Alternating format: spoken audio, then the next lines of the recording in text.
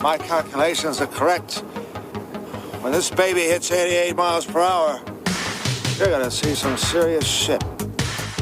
They're here. Do you really think you have a chance against us, Mr. Cowboy? Yippee-ki-yay, motherfucker. It's showtime. Right, welcome everybody to another episode of the VHS Strikes Back. I'm one of your hosts, Chris, and my co-host and very good friend is Dave. Hey there, Chris, and hello to our listeners out there. Welcome to the VHS Strikes Back, the show where we dust off the old video player and go on a nostalgic journey to look at the good and the bad movies of yesteryear. Now, Chris, what are we going to review this week? Well, Dave, it's my pick, and this one was a movie I've had in the back pocket for ages, and I was like, is it going to stand up? I've not watched it for years, so I really realistically think I've not watched this for at least 25 years. I had it on VHS ex-rental. I had the poster on my wall with Van Damme in AWOL, not Lionheart. It's always be AWOL in my thing. And then also a picture of Cindy Crawford, Dave. So, you know what I mean? If I was ever... a picture of Cindy Crawford. Oh, love Cindy Crawford. Now, here, I can't remember if we discussed this before, but that is a revelation. So if we have discussed it before, again, Alzheimer's. So mine was like a black and white one. I'm wondering, was this the same one, maybe? That may be the same one, David, yes. With like a bit of a Baywatch One Piece sort of thing. Yeah. And you could, yeah. I dread to think that we were probably pulling Let's one not off even finish that thought at the same process, right? Because time I'm there. as Jet with Gladiators, Pam Anderson, and fucking Cindy Crawford. These are all my go-tos, Dave. But there you go. Anyway, I wasn't pulling off to Alec Baldwin, who's in this movie, Dave. Well, in fact, I don't know, actually. There is a little bit of nudity. He's a good-looking guy, to be fair. He is, to be fair. But there is a bit of nudity. I do remember sort of fast-forwarding to the bit when we do see the boobicles, Dave, but they're not in it for very long. But anyway, we're going back to 1990. This is a proper neo-noir black comedy, Dave. It stars Fred Ward, Jennifer Jason Leigh, and as we said before, the main character is Alec Baldwin. So, had you ever heard or seen this one? You know what? I don't think when you mentioned it, I don't think I'd heard of it as such. But the video cover is familiar. Yeah, And I think really. I might have seen this when I worked at Blockbusters or something. And it might have been across in, I don't know, whichever section it was. But you just recognise the cover without actually really reading, what is it, and am I interested in watching this one or not? But yeah, so it's taken me all week pretty much. But I was thinking about, I do think I remember the cover. But yeah, I'd never actually watched it. I hadn't seen the trailer or anything, so I was going into this not really knowing what to expect, and having watched it, I'm still trying to figure out what I was supposed to expect. So I've done my job then. Yeah, you might have done. Oh, fucking How about brilliant. yourself, Chris? So yeah, I think it was one of these. What happened was the old video shop, Sound and Vision, it is no more. It's actually been a Turkish takeaway for I don't know how long, Dave, and it's now this lovely chicken place, which is really. It's actually called Get Clucked as well. I'm not joking. That's what it's called. You get your chicken hair place. and teeth done there. You do, Dave. Yeah, you don't get fucked, but you get clucked. But no, it's one of the ones that's on Instagram. They're like these smash burgers, and they're doing it. And they're a bit of the craze, aren't they? And on Instagram and TikTok. Yeah, and they do. The food is lovely. It's near. My mother-in-law still lives near Lanky Cricket Ground, Dave, as you know it. Around there where I used to live. And so. I remember getting it. It was on like an ex-rental. I think I bought. I'm sure I might be wrong because it's 19. I'm sure I bought this at the same time, and it was in that bigger box because you've said it yourself. Working at Blockbuster, there always seems to be better quality than videos. It was the bigger box. They always seem more durable, and I think I bought it at the same time as Another 48 Hours, and it was just the front of it. Like, it looked really good. I don't think I'd actually watched it, and it must have been like a quid or something. So I bought like a couple of ex-rentals because there was a point now where I had 500 videos in my collection. Like I used to go every week when I started. Yeah, in like 95, I would jump on the Metrolink, which had only been going a couple of years in Manchester, get to Market Street, go to Virgin Megastore and buy a video every week. That's why I had like massive gangster collections and everything. And I did have one called Wet Nurses 2, Dave, but we won't talk about that, which I got from Virgin Megastore. But that's a later date. I'm I have sure told that that one's story. come up before. It has right? come up before, but that was from Virgin Megastore. But we won't talk about that, Dave. That was later on when I was married and then I got divorced. But anyway, it was a great video. But I do think that. So for next week, my pick, Chris. Wet Nurses 2, it was called, Dave. Wet Nurses 2. There's nothing better than that scene on the building with the cop and the nurse and realising I'd swapped EastEnders for it and not replaced it and getting caught as I'm eating my tea. I've told the story. It was the greatest delivery ever by my wife, Dave, and me, 6'2", probably about 16 stone at the time, shrinking into oblivion like I've been thrown salt on me, like a fucking slug. Anyway, and the shoulder fucking phenomenon was born. But let's get back to Miami Blues. So I do remember watching it blind, not knowing, and really enjoying it, and watching it every couple of years. I'd put it on, and then it just ended up sitting with my collection and never watched it. So I'm thinking it's got to be 25 years I've watched it, but thoroughly enjoying it, thoroughly knowing it. It's batshit crazy, and that I also really, really liked Alec Baldwin's character in it, and his portrayal of him. I think it's really, really just stupid. But when it said last week, I was reading the bio, it's a neo-noir black comedy. I was sort of like, is it though? And then when we watched the trailer, I was like, oh, this is almost like Naked Gun levels of like piss taking to a point, but it wasn't, so I didn't know what I was going to see. But yeah, I remember it being one of the ones I'd recommend to people. Watch Miami Blues. But you're right. This was always in the video shop. It was always in Blockbuster or Global, wherever you got your videos from. Definitely. So sorry, Chris. I was slightly distracted there. I just saw that on IMDb, Wet Nurses 2 gets a 6 rating. So it's actually a higher rating than a lot of the films we've done. I'm going to say, let me have a look. I've just messaged it to you. Oh, right. Well, I may have to. Oh, my God. This is horrendous. Oh, yeah. 1995. Yeah, it all ties in, that, Dave. Yeah. Right. She's got the Pomerandas to look about her. Yeah. Big breasts and goofiness is one of the reviews, Dave. Exactly what I wanted at the time.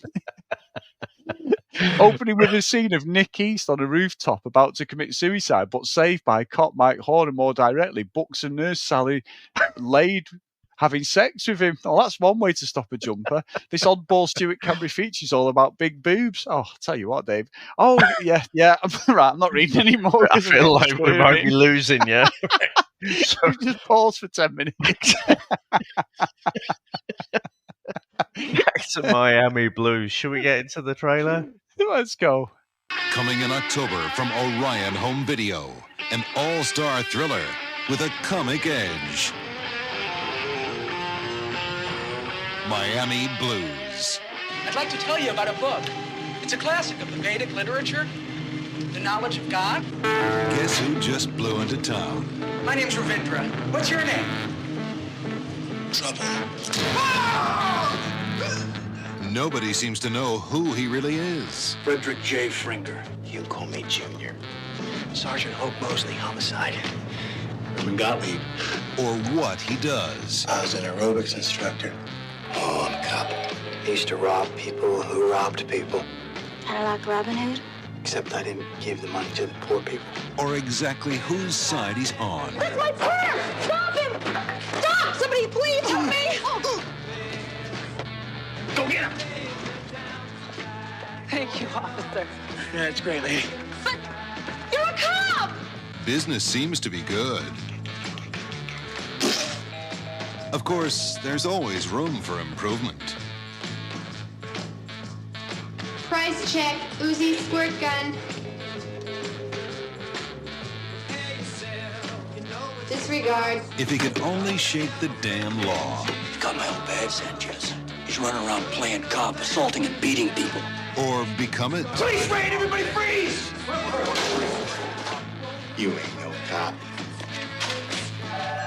Remain silent. Miami Blues. What are you doing? Stop it!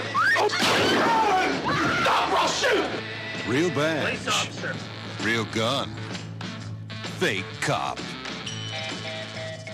Frederick Frenger Jr., a violent sociopath and self-described thief who steals from other thieves, is recently released from a California prison and starts a new life in Miami. Before leaving the airport, he steals luggage and unintentionally kills a Hare Krishna by breaking his index finger. Junior checks into the hotel and hooks up with Susie, a naive part-time prostitute who is a student at a community college. Now, Chris, what do you reckon to the opening of this movie? I love the fact that you probably watched the start of this and gone, what the fuck is going on here? Now, the soundtrack is pretty good to this movie. It starts off really well. It still makes me laugh because his character, Junior, is just literally the baddest, toughest guy you've ever seen in it. I mean, I've never seen... That's like a Bruce Lee type thing, isn't it? He breaks his fucking index finger and kills him on the floor. And the way the guy goes down is proper dodgy. And it's like, oh, I don't know about this. But apparently, because it's based on a book, this is based on a series of books. In the books, the Hare Krishna is actually Jennifer Jason Leigh's character, Susie's brother in the books. And they don't allude to that at all in the movie. It's nothing to do with it. But in the books, and in the books, the main character is actually Fred Ward. It's not Junior. Junior's just part of like thingies. So he's sort of in the background to a point. But yeah, I think Alec Baldwin's brilliant as his character. And you know, when I watch it and when I'm looking back, and I've been looking on Google since I've watched it, like I honestly think that the people who made Grand Theft Auto 3, he was an inspiration for the GTA characters because he's like a Robin Hood, isn't he? And he don't give a fuck. And you get that, you know, you get it in real life. He doesn't give to the poor. Well, he don't give to the poor, but you know, that's sort of like you're robbing from the gangsters because they can't go, or the thieves because they can't go to the police because it's their drugs or it's their, you know, that happens in real life. But it almost felt like I was watching a character out of GTA, and GTA 3 especially, the man with no name really, who doesn't, well, he has got a name, but he doesn't speak in GTA 3, and I felt as if they'd watched this, the Hauser brothers who made Grand Theft Auto, and it was a bit of an inspiration because it felt very familiar. But ultimately, Alec Baldwin is excellent. I mean, Fred Ward was supposed to play him originally. It was going to be Gene Hackman was going to be Fred Ward because Fred Ward sort of commissioned this and is that producer. But I think it just works really well. I think Alec Baldwin's just a complete bell end in this and nonsense because the timestamp of the movie is bollocks because 1 minute you think it's gone on for months and it's a couple of days and he's already shacked up and it starts so bizarre. But anyway, I've gone on a bit. I really want to know what you thought of it. I just didn't get it. Just the whole thing I didn't get. I mean, I think the way he's a bit of a badass, and I'm thinking, okay, is this, a gritty gangster movie? But it's supposedly a black comedy, but I didn't laugh at anything. I mean, can you point out to me something that was like a laughing thing? Well, I like the bit where at the end, Fred Ward goes, I'm a cop, and he goes, and because he's had his badge and gun all the way through, he goes, I'm a cop, and they shoot at each other. But that was about it. That's just because I'm a child. But that wasn't like laugh out loud. It was just one of them really stupid lines of dialogue. But yes, there's nothing that makes you laugh. That's the thing. So, like, at times, he's like this badass, he's like the wolf out of Pulp Fiction or something. He's just got everything under control. But then at other times, it's like Police Squad or something, or Naked Gun, rather. More people probably know Police Squad was the thing that came before the Naked Guns. But yeah, he's got.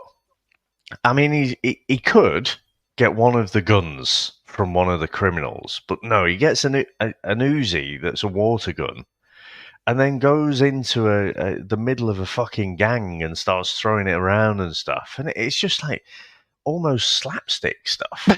And I don't know, just the tone of it. It just didn't resonate with me all the way through, and I couldn't get why.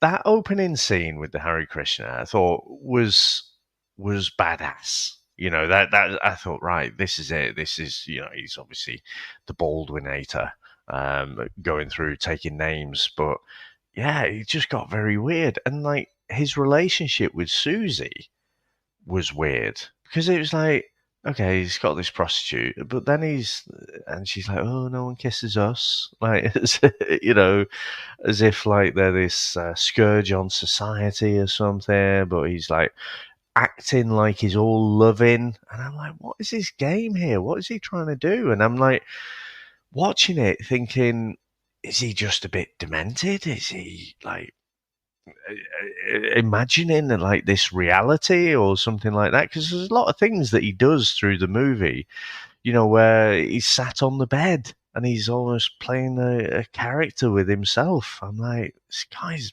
a bit nuts, isn't he? Yeah, and I think like because he's obviously been in jail, that bit with Susie when she gets there, he's like, how old are you? And she's like 19, and then he looks and goes 23, and I'm thinking, fair enough, she does look young. But it wasn't that. And then it was like he tries to sell her a dress. Then when she says, let's get down to it, and then obviously because he's been in jail, Dave, he says, can you lie on your front? I'm like, oh, where's this going? I remember the first time I watched it, I was like, oh no, he's obviously been in as I don't know whether I should say it. But what they say that he's been enjoying the company of men. Well, they say, don't they, that in American jails that you are something for the stay, Dave, shall we say? Let's not go down that route. But anyway, that's what they say. So when he gets her on the front, I was like, oh, right. And I remember the first time watching it going, this is fucking strange. But then she just goes with it, doesn't she? Like he's a con man, isn't he? He is a con man, but he's a pathological liar. He's a psychopath. Like you said, he as a character, and I actually was watching a review. I never do this, but I wanted to see what other people thought of it, and I found a YouTube guy reviewing it, and he said he's one of the only characters in the movie that from the first minute to the end never changes his personality. There's no self-reflection. There's no nothing, unless obviously you're the Terminator or something. You're a robot, but as a character, there's no growth in his character. And he said that's what makes him a good baddie, and this is in his opinion, because there's nothing about him. There's no compassion. There's no thingy. There's no everything he does. He's all set up. He's like he's so fucked up from jail. Like he pretends he wants this life. Susie goes with it straight away, and then from there he's just like he's robbing houses. Everywhere he goes, he's got another disguise on, hasn't he? He slicks his hair to the side. He slicks it back. Then one of them, he's got glasses on and a delivery outfit. Then. When he meets obviously meets Fred Ward, because Fred Ward and the other guy who's out of the A-Team, he comes to their apartment, his and Susie's apartment, gets fucking pissed, driving, Dave. Drives off. Absolutely levered. He knows it's him. He's asked Junior like all these different things. He's called Gottlieb, isn't he, in this? Junior Gottlieb or whatever. That's the name he's gone with. He's asking him all these different things. He says, have you got this coat yet? Have you got, yeah. We know it's not you, but we're asking. Then he went, at the end, he's levered. He goes, any chance you can come into a lineup? And I'm like, but you know this is the guy. Everything's pointing to this guy, and you've let a murderer go. And that's the one scene that I found really weird. And Fred Ward having false teeth, which he's got a gut on him. Yeah, why? And he's got a gut on him at the start of the movie. But by the end of it, Fred Ward was always in good shape. He looks in shape, doesn't he? Like it's like weird. He's got like you can tell it's like a fake stomach he's got on him at the start, like he's supposed to be a donut eating cop. But when he goes in the hospital and comes out, he's not ripped up, but he comes up in really good. Comes out in good shape. And you're like, oh, what's fucking going on here? But there's loads of continuity problems. But I do like some of the scenarios that wherever he goes, fucking Junior. He's either at a 7-Eleven, like it's some action movie where they're getting robbed, or he just walks into scenarios. If he's not tailing drug dealers and people like that, he is the unluckiest person in the world. He ends up in some sort of stick-up, doesn't he, or heist or something. Yeah, and I wonder if I'm looking for some sort of growth, I think, or something to change. You don't need all characters to change, but something. And I think you might have hit on something there. The reason I feel off about it is it's like a series of sketches knitted together. You know, and a bit like a Naked Gun and stuff. You don't really need a massive character arc. So, you know, Frank Drebin doesn't change, but everything, you have these comedy set pieces going on around him. And so maybe it's that, and it just doesn't really resonate with me at all. And yeah, obviously that whole interaction was very weird because you're thinking like Fred Ward's, you know, he knows he's the bad guy. The amount of fucking beer bottles there, he's been there all evening. I thought, well, is that fucking normal anyway? Like, just a cop to just go and like intrude on someone, and you know, I can't fucking stand pork chops as well, but no, I can't. Yeah, it's so fucking fatty. I just hated them all my life. I don't know. It reminds me of being a kid and being given these pork chops. Mind you, Chris, we didn't have much money, so it was probably fucking 90% fat. That's probably why I didn't like them. These guys might have been eating better stuff, but yeah, they just get hammered, and it's just all a bit weird. And then this interaction, you know, can you come down and look at this lineup? Oh, how about you stand in the lineup? I'm like, I don't really think that's a good tactic. It's just, you know, to talk to someone who you think has unintentionally murdered someone. You know, you're hammered, and it puts you in a bit of a silly position. But then, obviously, you know, Baldwin goes round to his place, doesn't he? And then beats the shit out of him, nicks his badge and dentures and everything. And then somehow he didn't see him at all. And again, I'm just like, what the fuck's going on? And yeah, that's for me when it gets into the more comedy stuff where he's pretending to be a cop. He just keeps flashing his badge here and there. It's almost, you could have been playing the Benny Hill music at that point without it being actually funny. So yeah, I just struggled with this movie, if I'm honest. Yeah, and I get it, because I think when he beats up Moseley, what's really weird is Moseley's giving him the card where he lives, hasn't he? Which is bizarre. And he says, I'm living here, it's a shithole apartment. The same night, someone comes and fucking clocks him, don't they? And fucking puts him in hospital, breaks his jaw. He's got a fucking neck brace on his ribs. He's fucking absolutely decimated, isn't it? But he doesn't think Super Cop here, hang on a minute. Maybe it's connected. I'm looking for a murder suspect who's someone who's done a finger death move and killed some guy by just breaking his index finger. I've had dinner with this weird, really intense guy, and he accuses him, doesn't he? Because when he's eating, which is quite clever, Junior's covering his food, and he went, how long are you in prison for? And he goes, oh, it's care homes, because he's protecting his food from people in jail trying to take his food. So he picks up on that. And I'm thinking, all this is gone on, and he's not once gone.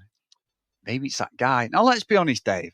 When you're playing a psychopath, Alec Baldwin in this is probably at his best good-looking, isn't he? He's a really good-looking guy. He's got the blue eyes, the chiseled look. He's not going to take a fucking mathematician or some absolute police fucking forensic people to try and find out who this guy is, who's consistently evading cameras, police, he's robbing people. Even the fucking bad guys, even I was thinking the bad guys must go. Who's this good-looking bloke pretending to be a cop who's got fucking Tom Cruise's aviators on with slick back hair, and he keeps turning up with a gun and a fucking badge? You know what I mean? That is ridiculous. And then the one thing we find out is Moseley is a little bit bent as well, because he's taking money, isn't he?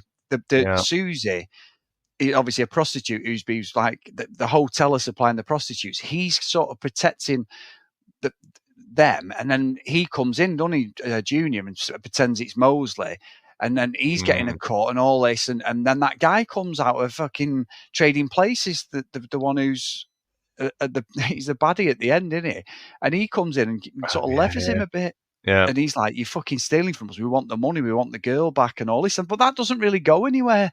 That sort of give Moseley a little bit of a slap when he's in a neck brace and that. But it's not like it really concludes. And yeah, I didn't struggle with it because it's familiar, but it doesn't really make sense. And I think what you said about the set pieces, it is like comedy sketches, because like there's a bit there where I think it's supposed to be funny is he shoots that guy who's holding the woman up and then says, stop, or I'll shoot. And he's already shot him in the leg. And then, but then you get him every time stealing stuff, don't you? He's stealing the money or the drugs, and he's running off, and it's very strange. And then, but it's all in plain sight. And what I struggled with it this time is the time scale, as I said before. I can't work out whether it's over a couple of weeks or a couple of days, because 1 minute he's telling Susie that they're engaged, and then when Moseley turns up, it's the same day. Then the next minute he's saying they're married, but they're not. And then she says, like, I do in the dialogue. And he goes, I do, you do. And I'm like, but you just said you're married. We've seen it. Is this supposed to be off camera? And he gets this house done with this woman, and she wants like the picket fence and all that. And it just, I know Moseley's in prison, in hospital, so maybe it was a month or so, but it doesn't, there's no real understanding of what the time scale is of this rampant maniac in Miami who's just robbing everyone and killing people. Yeah, it was weird, wasn't it? Especially if we talk about his relationship with Susie, how it escalated so quickly, and there was never anything, on camera about like the actual proposal or the marriage, but they definitely seem to go from, this hotel hookup, and then they're very quickly engaged, and then they're talking as if they're married, but they obviously haven't had the conversation about kids, because the kids come up and it's like, I want to come back from work and I want to have a clean house. I don't want kids. But she's all up for it. She's like, I'd love to be a housewife. Great. It's like, what is going on there? But I don't know. It just, but again, it gives you that kind of choppy feel of a sketch show. Yeah, it does. And you know what's really weird at the start? She's obviously, as they call, she's a hooker, isn't she? Yeah. One thing that really I couldn't understand is she comes in, she's got hot pants and like a sort of vest top on with no bra on. And she comes in and she's like, and he's asking for an age and all that shit. He then says, what do you think of this dress? And she tries it on, but tells him to turn the other way. And I'm like, well, hang on a minute.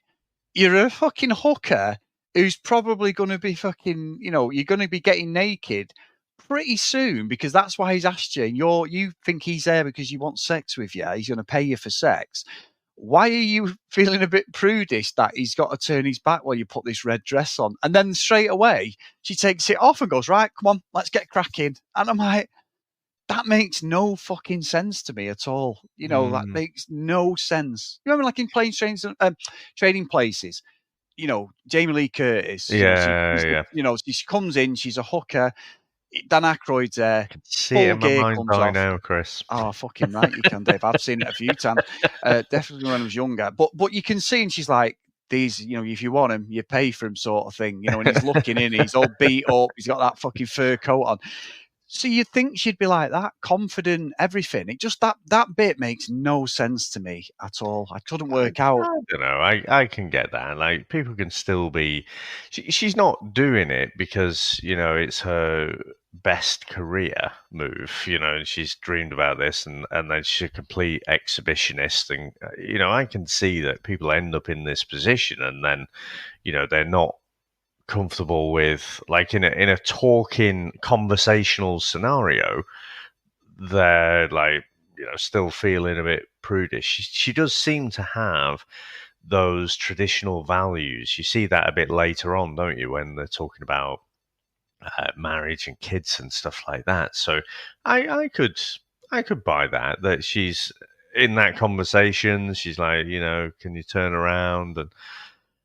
But they're going to get on the bed and plow pretty soon. So, but it doesn't seem that odd to me. Fucking planting potatoes, yeah. They're going to plow. No, well, fair enough. But I do think, like you say, that the different scenarios and the time scale, it's almost as if the case has just stayed on hold the whole time that Moseley's in hospital. And then you've got that weird cop, the woman who she's doing a lot of his work. She gives him really good intelligences, but he gives her a hard time. And I'm like, what's fucking going on? Then she turns up in this absolute sexy dress, and Moseley's there in that other apartment looking like some fucking hobo. He's got the Beverly Hills Cop Axel Foley old shitty, like he has a Chevelle in Beverly Hills Cop, but he's got like an old shitty American muscle car there, all battered and beat up because he's a cop. And I'm like, this makes no sense. Are they going to have a bit now? What's going on? She's like, I'm going on a date. And she's dressed like she's going to some proper ball, gives him a bit of information, and that sort of unravels it. And then Moseley, who's done no police work at this time, he's now got his six-pack back almost. He then finds Junior like that, Dave. Like that. Not thinking I'll go back to Susie or anything. And then all of it, he meets her. Susie's that swapping recipes in some vinegar fucking bread or something recipe, or vinegar pie. There is some really random things, but the whole teeth thing was bizarre throughout the movie. That made no sense why that was in there for me. I mean, I'm guessing that it's just it from the books. Maybe that's just part of his character, and it's something quite intimate, isn't it? So it has no actual value to Junior at all, but he's gonna take it because he can.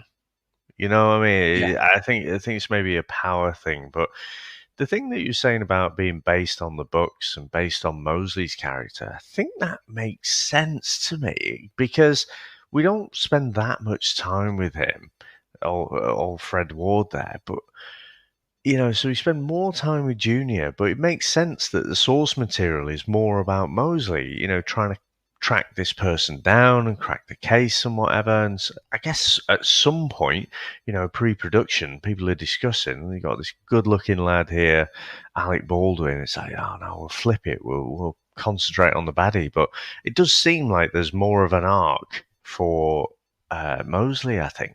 So maybe that's it. Maybe that's just what feels off to me. It's just unfamiliar and not funny.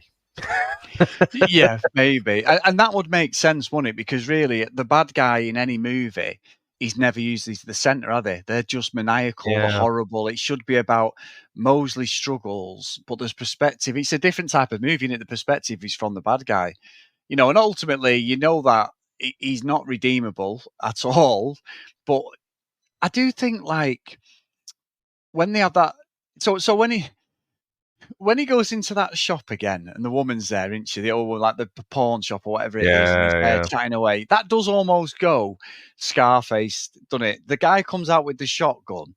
She's talking. Yeah. He then decides to shoot him, and she chops his fucking fingers straight off, doesn't she? His fourth, it is, and it's pretty good effect. But it's the way that he kills them both, and then picks his fingers up. And then gets in the car. Susie won't let him in, will she? She's just like, fuck that shit.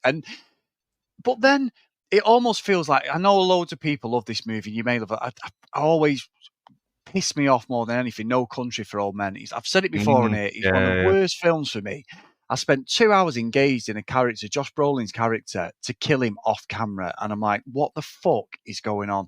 And it was nonsense. And that knobhead Tommy Lee Jones is there talking about his fucking Weetabix or cornflakes, just having them stupid, drolling conversations. But Javier Bardem is amazing in it. And he's so good in that movie. But it pissed me off, that movie. I almost feel that we get that ending a little bit. Like, Junior just goes back to the house.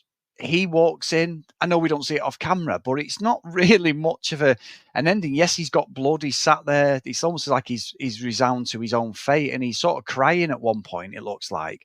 And then, Moseley just takes him out, doesn't he? And just leaves him on the fucking counter, on the table. I think that ending really lets it down, if I'm being honest. Yeah, it does happen quite suddenly, doesn't it? Because then it feels like the last sort of 10 minutes, because we've seen him be an absolute badass, and like you say, it's not as if he's inconspicuous, is it?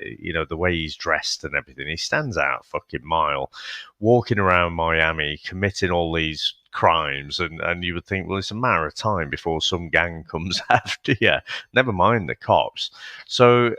yeah, and then it gets to the end there, Moseley's, the net is circling, isn't it? But he's been smashed, he's stitching up his wound across his eye.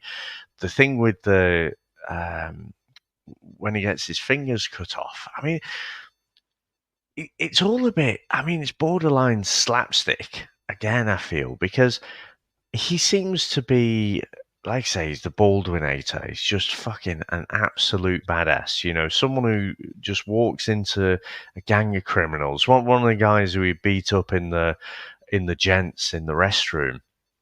You know, he just seems to be able to take anyone down one on one. But when he does get his fingers cut off, again, you're just thinking, well, that's like a weird amateur move, isn't it? So you've got your gun. He must have had it in his left hand, and you're just casually sort of leaning on the counter. I don't know, his character's supposed to be this absolute badass, and to do that and leave himself in that position was just I didn't buy it. It didn't seem consistent with his character. And then he just gets killed off very quickly, and I'm thinking, all right, okay, so what was all that about then? And despite the fact that Susie's thinking, oh, he's a bit of a, he might be a bit of a criminal, she was fucking married to him. So she's obviously got feelings for him, and she's just like, oh, right. Oh, well. So, say la vie. It's just all very weird and all very chill. And definitely an unsatisfying ending. Yeah, very. It was, and there wasn't the payoff, was there? Because I mean, obviously, Moseley says to Susie, like, why'd you stay with him? She's like, well, he ate my food and he never hit me. It's like, wow, what a guy! You know what I mean? He's going on killing everybody, and yeah, he's a very low bar. But then, like, Moseley almost sort of gets the woman, doesn't he? At the end, she's like, oh, you look different. He's like, got my teeth back. And it's like that woman who from nowhere, she's only in 2 scenes. He's like, they're going to go off and have a bit now. And he's like, oh, yeah, come on then. The hero rides again. Yeah, the ending is bizarre. And I'm not saying I've stitched myself up, because I did enjoy watching it, but there's so many inconsistencies with the movie. But I do think Alec Baldwin is just stupid, and I think he plays a really good character. But yeah, what a bizarre movie, Dave. And I'm glad I've picked it, but I'm really worried about what you're going to pick next now. But I think if you think of Moseley as the central character, the way it finishes there, where he gets the girl, that makes a bit more sense, doesn't it? Yes. But he spent all this time with Junior, and then he gets killed, and there's no conclusion really. It's just he's killed, and then that's it. That's the end of it. And then it switches focus to Moseley. So, I just think that at some point they've decided to switch it around, focus on Junior more than Moseley, and then take advantage of a very handsome chap, a young Alec Baldwin there. So, I think that's one of the things that's just not sitting right with me. And it is another one. I'm not saying that I'll never watch it again. It might be one. I do feel for you, maybe the nostalgia is pulling you through there. But when I've done it to you, when I've shown you things like Weird Science, what feels like years ago now, and you're like, this is terrible. And I'm like, oh, it's fucking great, and that doesn't age well, but it's fucking, it was the 80s when it was all like that. So, I think that's what it's like for me now. I'm just watching it and I'm not getting it. No. Oh, and I get that. So shall we get into the scores, Dave? Let's go.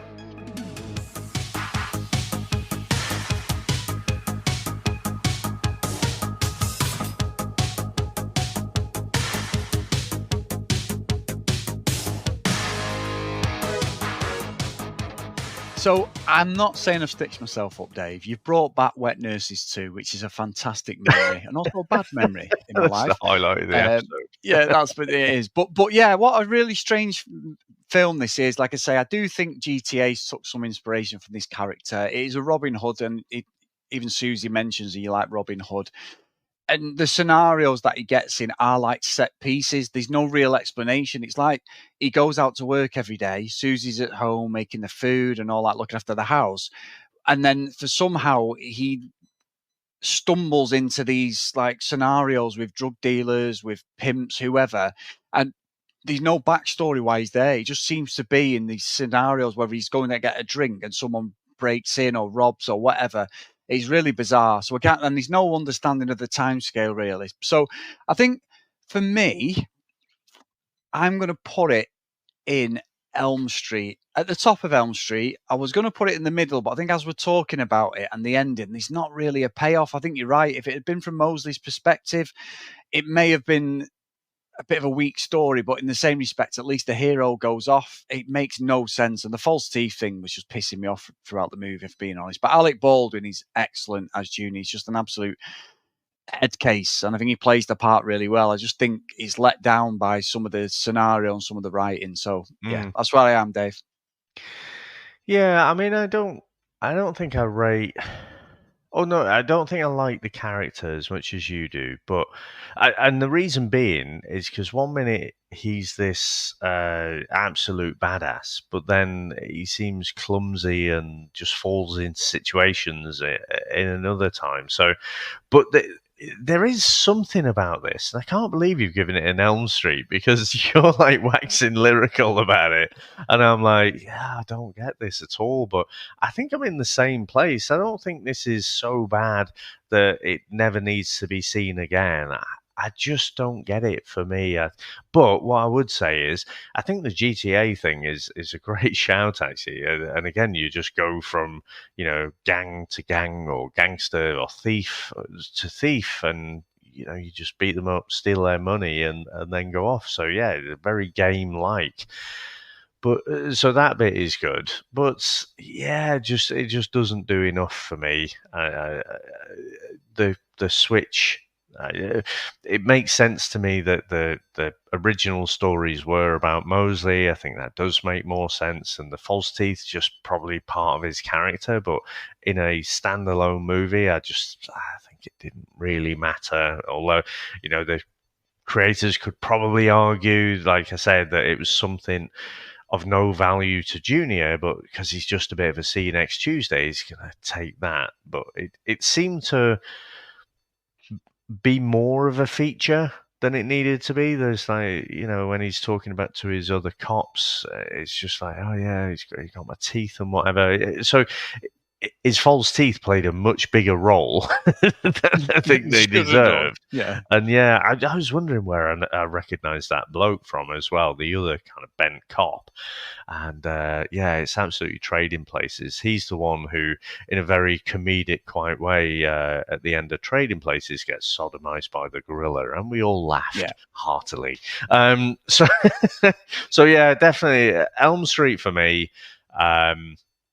Not the worst movie I've ever seen, but yeah, I won't be watching it again in a rush.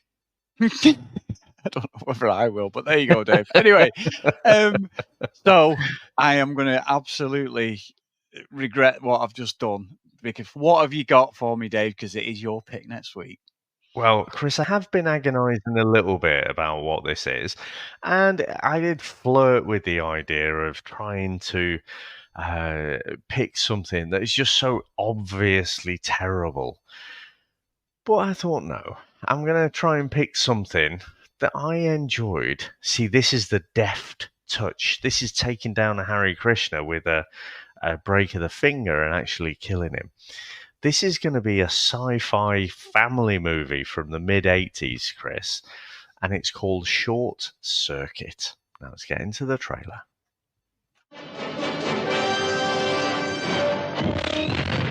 It's the ultimate soldier. It doesn't get happy, it doesn't get sad, it doesn't laugh at your jokes. It is Miss Mahoney.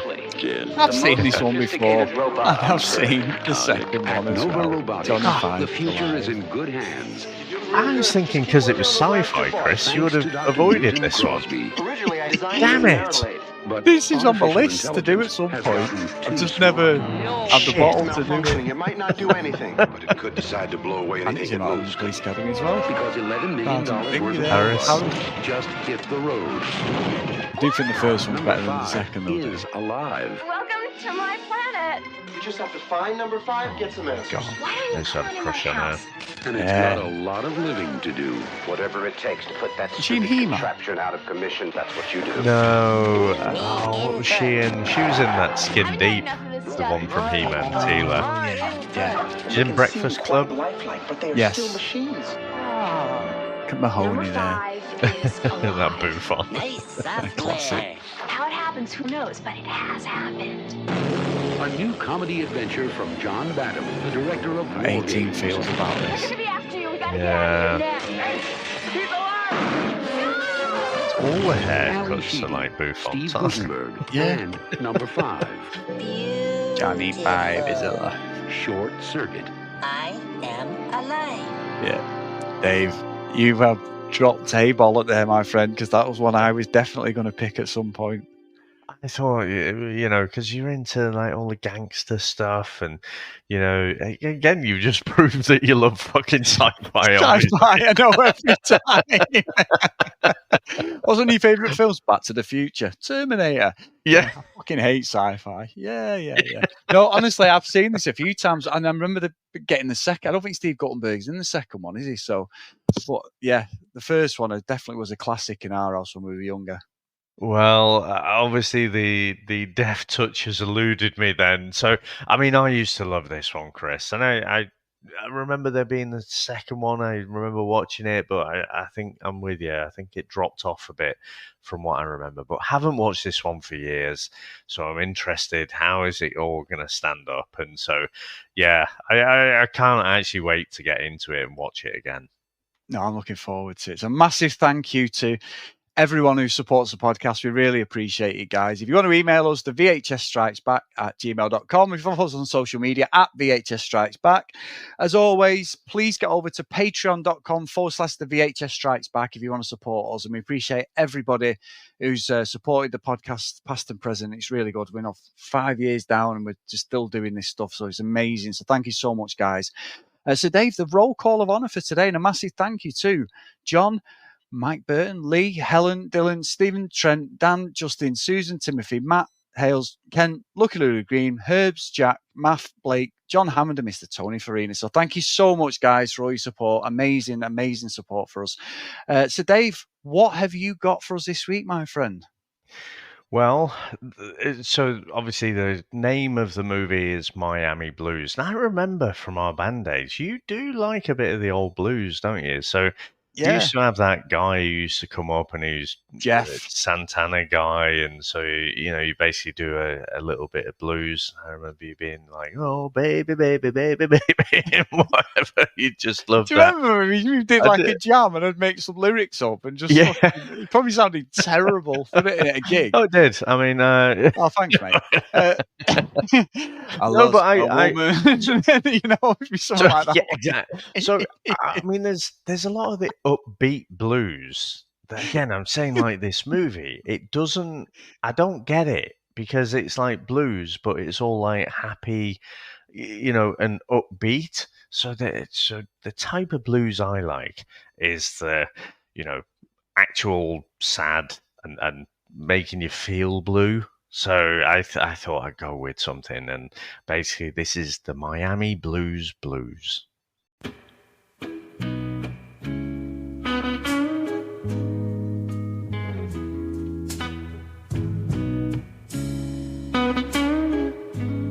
Got a late 60s, 70s feel. The feel of that guitar.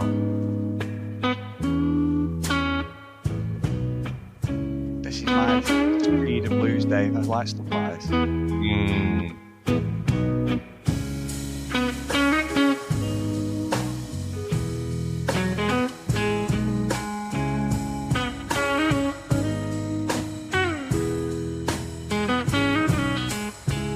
In the land of sun, where the lizards play,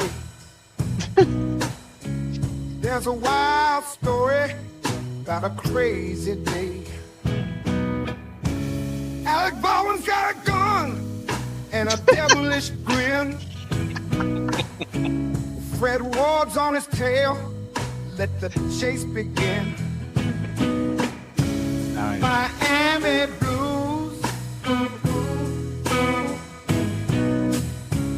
Miami Blues, yeah.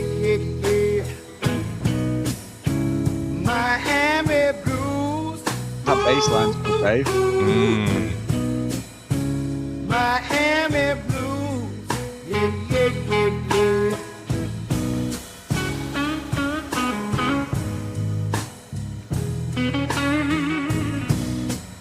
It's got a bit of a Clapton feel with the guitar. Yeah, I'd love to. Honestly, I very much enjoy watching this live. With a gun in his hand, left a trail of trouble, couldn't understand. A city of sin with a violent brand, where justice and chaos walk hand in hand. Miami blues. This. I don't. It's really good, this. I love Honestly, it. Yeah, it's really good. Once I've put it together, I do listen to it a few times after. Yeah, really good. I've gone really simple with the chorus again. That hot.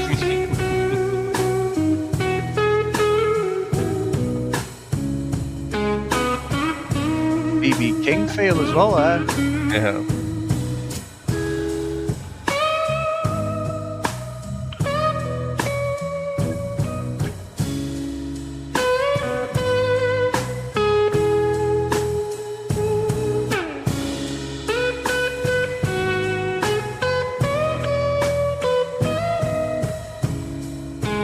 Playing away there. Yeah, it's Jeff. And he making some bullshit lyrics up.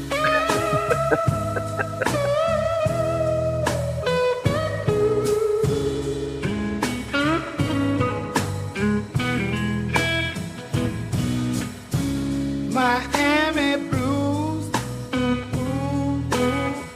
Don't think my voice sounded like that, though, Dave. Miami blues. Miami blues. This is a barbecue song, Dave. Chilled with a beer in the garden.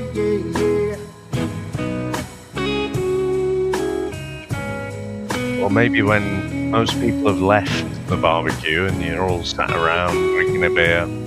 Yeah, reminiscing and wondering why the house is a mess and you've got to tidy all the plates of burgers and sausage left, yeah?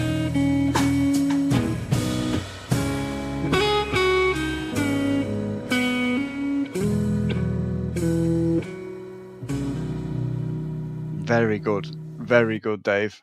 Yeah, so a little bit honestly, different, a little bit more sort of melancholic and downbeat, but yeah, I think there's what's the Audio Slave song? I think it's Getaway Car. It's a very similar feel to that, and so yeah, no, I do like it. Sometimes when I put these things together, obviously I'm going to struggle to top Devil Fetus, Chris, but that's like the ultimate, that one. Yeah, once I've got it all put together, it's like, oh yeah, I like that. And so it's, I don't know, it's because you're involved in sort of all the little pieces and how it all comes together. Yeah, so I am effectively the band who wears his own T-shirt, like. But no, I did enjoy that one. That's really good. I'm glad you haven't pulled me up for not having mine ready, which I said make me accountable. This is the new Hit Monkey, Chris. This is like let's move on, Dave. Song. before we go though, Dave, I do want to not talk about that, but we now are on 63,000 views for No Cheat No Surrender 3, Dave. So let's just move on from my unreliability as always. But anyway, so Dave, that was brilliant and amazing stuff. And yeah, Short Circuit's going to be great next week because, like, I've not seen it for years since I was a kid, but it was a regular rental, that one, definitely. Once we watched it once, I think a few of my friends said it was like, right, yeah, when we got it out quite regular. Nice. Well, can't wait, mate. It's not the response I was hoping for and intended, but let's see what we think of that one next week. But for today, thank you very much, sir. Thanks to all our listeners out there. Thanks to all our supporters, and we'll speak to you next time. Bye. That's it, man. Game over, man. It's game over. What the fuck are we gonna do now? What are we gonna do? Maybe we could build a fire, sing a couple of songs, huh? Why don't we try that? We better get back, because it'll be dark soon, and they mostly come at night. Mostly. I'll be back. That's odd. We came, we saw, we kicked its ass. Wax on, wax off. Get to the chopper! Want to ring the bell? All right. Ding. bust you up. Go for it. Well, here we go. Ain't so bad. Ain't so bad. Ain't so bad. Come on. Ain't so bad. Ain't nothing. Come on. You must be crazy or something. I'm crazy. You just a stupid fool. Maybe you crazy or something. I ain't breathing heavy. He's a fool. He's stupid. I've seen you in 6 months.